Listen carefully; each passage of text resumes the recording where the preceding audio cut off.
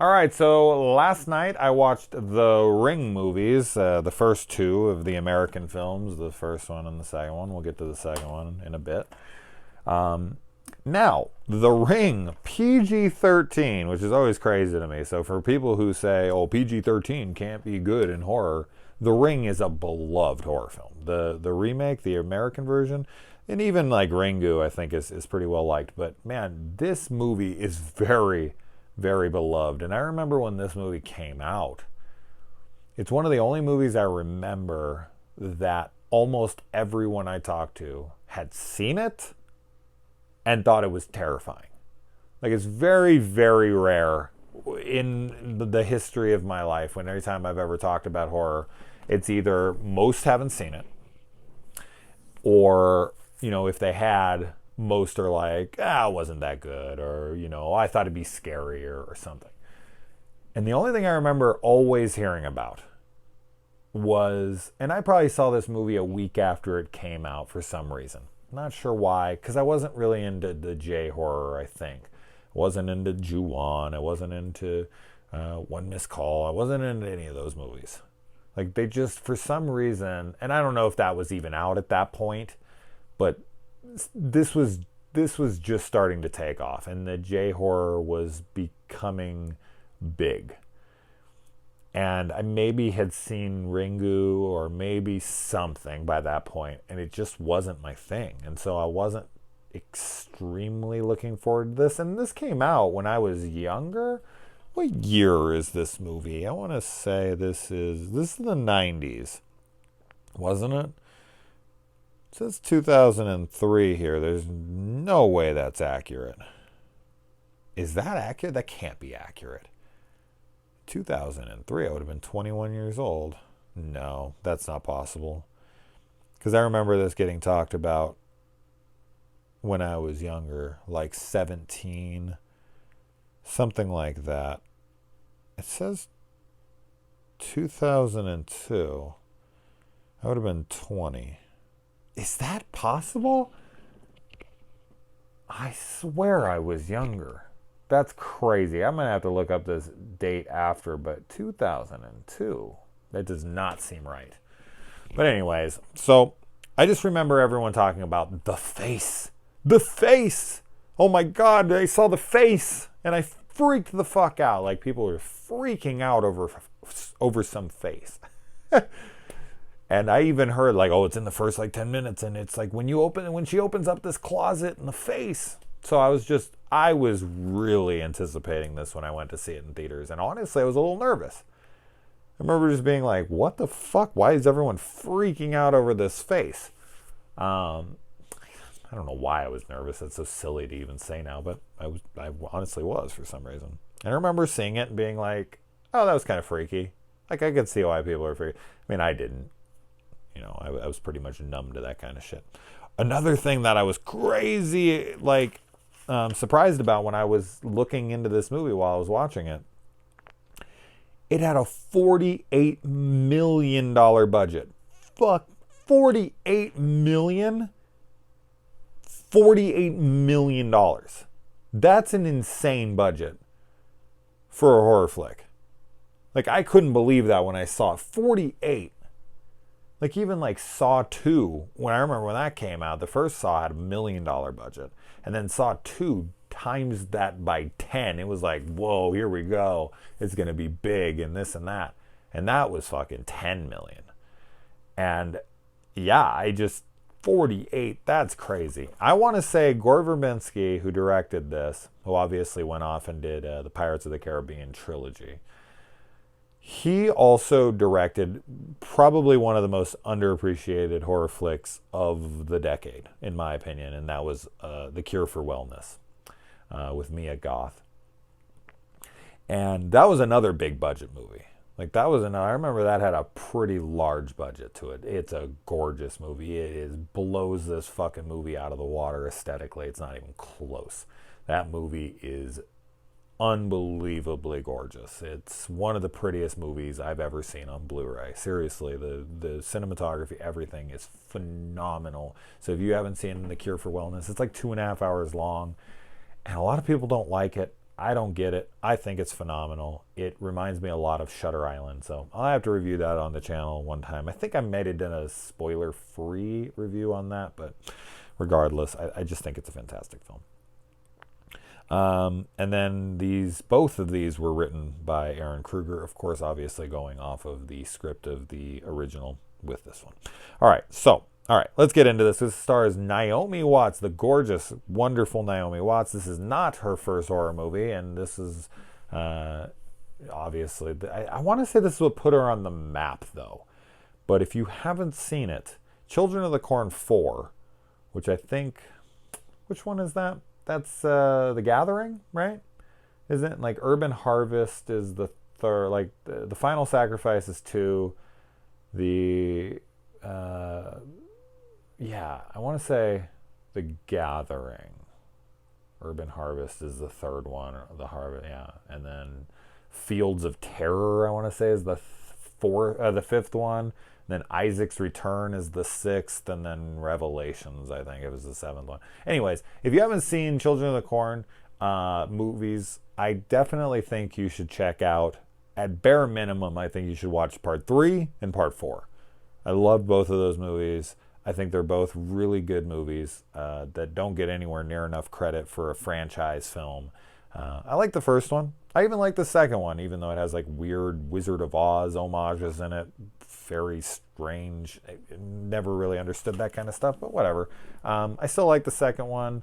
And the first one's pretty good, but 3 and 4 are the top tier. And she is the main character in Part 4. So I definitely recommend checking that out. By Naomi Watts, and what a beautiful woman she is here. And she's even in her underwear in this, so there you go.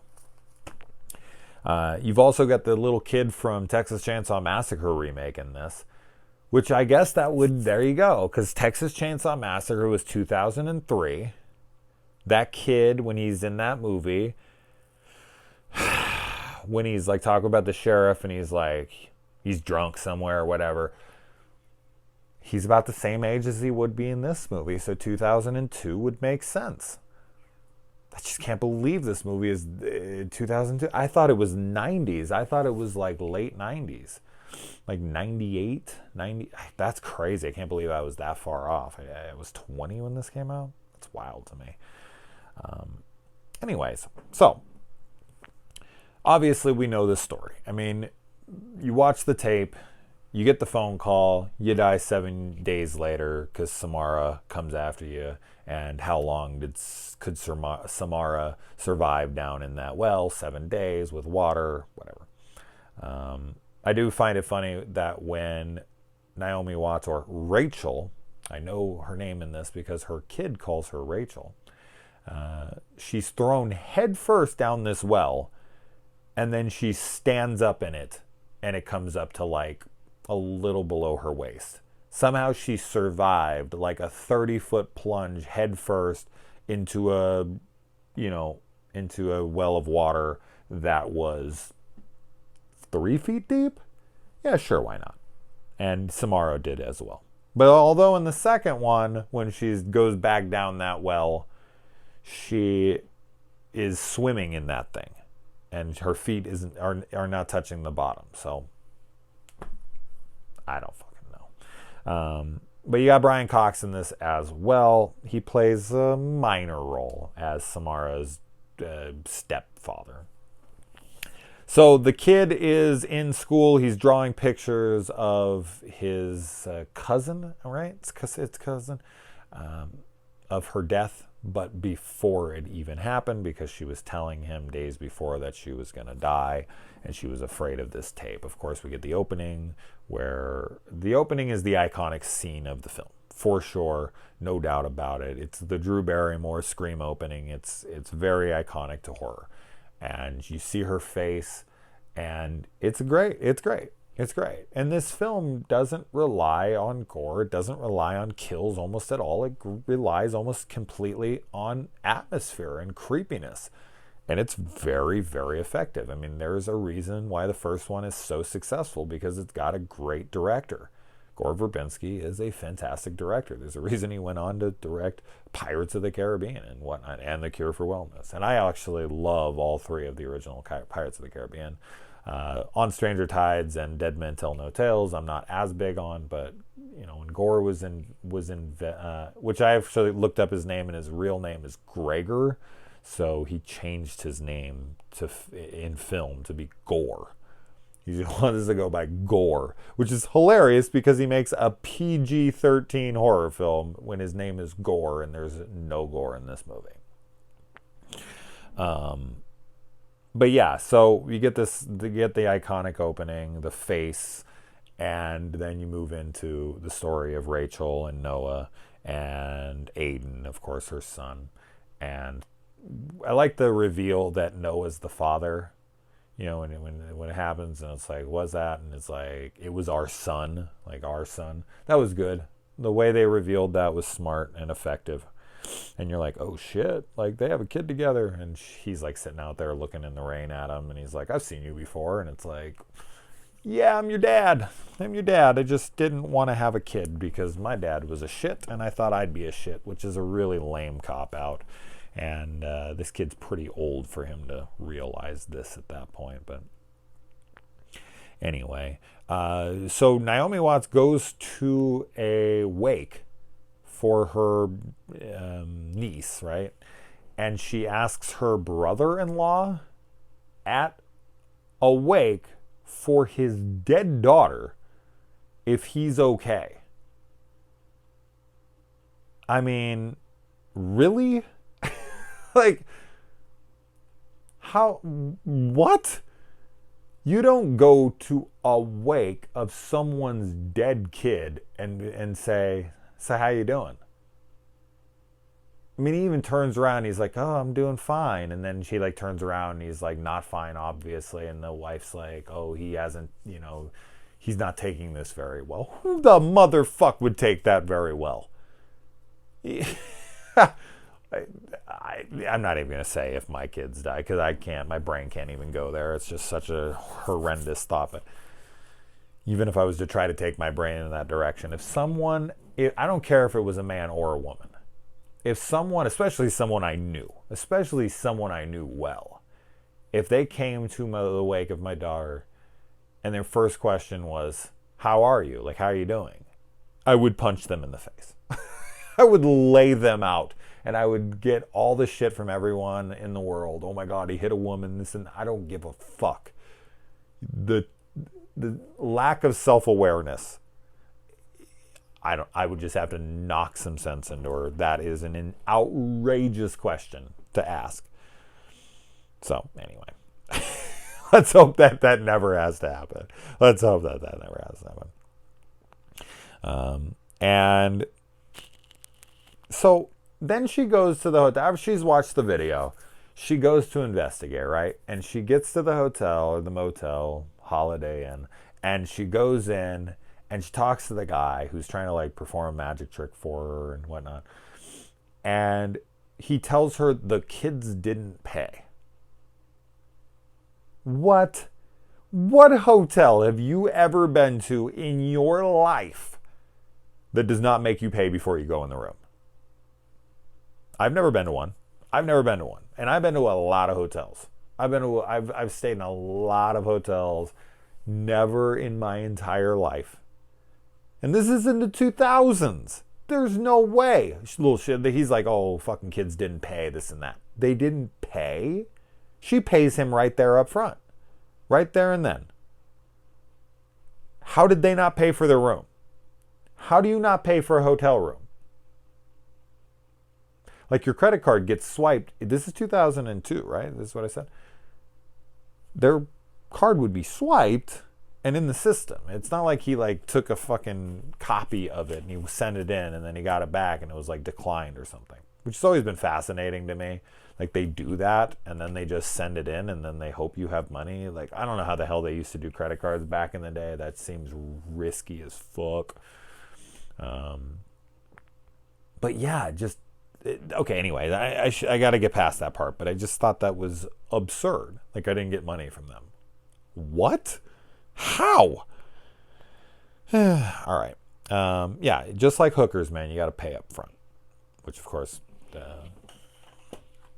you know, she would know from Crimes of Passion. I was just talking about a hooker movie, so I had to bring it up. All right. And the distorted images when you try to take your picture, that's such a Japanese horror thing to do. But it is effective. I mean, could you imagine if right now I was trying to record my video, my face was all blurred out and whatnot, no matter what camera I used and what...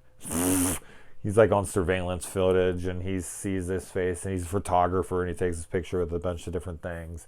Like that would be, like that's the kind of thing you would go to the police and be like, you don't believe me? Try to take my picture.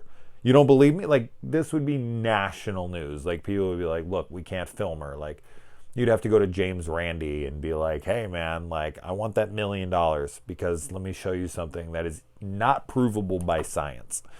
And that would be that. Yeah, that's where Rings should go, like the third one, which a lot of people absolutely hated, but I remember liking it fine. I thought it was fine. I was like, it's not that great, but it's not the piece of shit everyone always claims it is. That was my interaction with it anyways. But yeah, it should be like you call and then there's like a paranormal investigation team following you who's like live streaming it on TV. That would be really cool. Anyway, my first thought though, honestly, for sure, when she watches the tape, when she gets to the cabin, she gets the tape, she pops it in, she watches it, which the fucking video is very creepy for sure, very well made. I'd like to stack it up to the one in the original Ring. I'm curious on what that looks like. Anyways. But my first initial thought, like once the phone rang and I got the like 7 days thing hung up, immediately would go right up to the front desk and be like, motherfucker, you've been killing kids. Motherfucker, I'm getting the police down here right now. Like your first thought, come on. Your first thought would not be supernatural. Your first thought would be, okay, they came to this hotel. That guy said they didn't pay. He knows that someone's watching the video. He probably has a camera in the room. I mean, this girl's an investigatory journalist, right? I mean, she's got to be thinking outside the box here.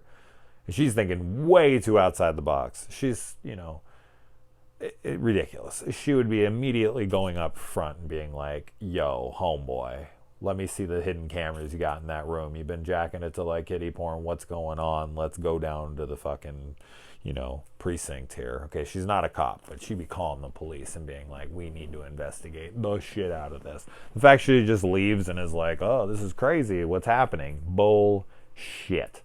So yeah, anyway. The video has no signature, which I thought was kind of cool. So that does beg the question, like, how did the video come to fruition? Did it just manifest itself through her nightmares? And it just became a tape through her head? Like, she just, like when they put the hotel on it and there was a blank tape, she somehow magnetized her thoughts onto the tape through her anger and rage and desire for vengeance, which of course movies like this always make me laugh because it's like, you want vengeance on the wrong people. Though that being said, Samara's just kind of evil. Like, especially once we get into the second movie with Sissy Spacek being her mom and she needed to kill her because she was kind of possessed from the beginning. Okay, so she's just evil. That's fine. But usually, like, these vengeance demons, they always kill all the wrong people. Not the people who deserve it at all. Though, who deserves it in this? I don't know. She actually takes the fly off the screen, which I think at that point you would be like, okay, what the fuck? The horse committing suicide on the ferry, that's a pretty brutal scene. Just the way you get to see it like go down and hit the side of the boat as it's falling into the thing, and then you see the blood come out the back and all. That's pretty brutal. That's pretty brutal. The music in this is super Italian inspired. Super Italian, and I love it. Probably my favorite thing about the movie, to be honest. The score was phenomenal. Absolutely phenomenal. Loved every second of it. And then the way her stepdad, Brian Cox, kills himself by putting the thing around his head and getting in the bathtub and like dropping in, electrocuting himself and like blood coming out of his mouth and all that. Brutal, man. Good stuff. Really cool for a PG-13. That wasn't a pretty effective suicide. I was into that. They go up the ladder, which would kind of play into Samara's nightmares, the way she's like poisoning the horses in the area and all that. That's the ladder that goes up to her loft is kind of injected into the video as well, as she lived up there. So they like loved her, but then they didn't know how to manage her, so they like put her up there not knowing what to do, and then the mom, I guess, just freaked. And I like the twist. I like the twist that like you think the dad did it, then you find out the mom did it, and you're like, oh shit, no, it was the mom, what a bitch. And then you're like, oh wait, no, the kid's evil, fuck, kill her. So the way the twists keep coming on that of who killed her and why, and like how could you do that to a little kid. And even at the end, like they think they beat her, and then it was like, oh no, this chick just made a copy of it, and I guess if you make a copy, then you get to pass it on to somebody else. So it's just twist after twist after twist. It's really, really well executed in that way, for sure. And she fell headfirst down. Oh, yeah. I already said that. She fell headfirst down the well and just, yeah. Sure, why not? Just seeing a mom, like, wrap a bag around a little girl's face and then throw her headfirst down a well, that in itself is pretty brutal. And then she comes through Noah's television, which is, I guess, the way she kills everybody. She can, at the end of 7 days, walk through your appliances, walk through your television. So if you're not around a television, does she get you a different way? I don't know. And then we find out, because she made that copy earlier in the movie and she showed it to somebody else, I guess she was just never at risk in the movie. So that's an interesting thing to reveal to herself later on in the film. And I guess she has to pass it on, and she's going to get people killed, which we actually kind of explore in the second one, but not really. And that's one of the biggest issues with the second one, and I know a lot of people hate it. And let's go and talk about it, shall we?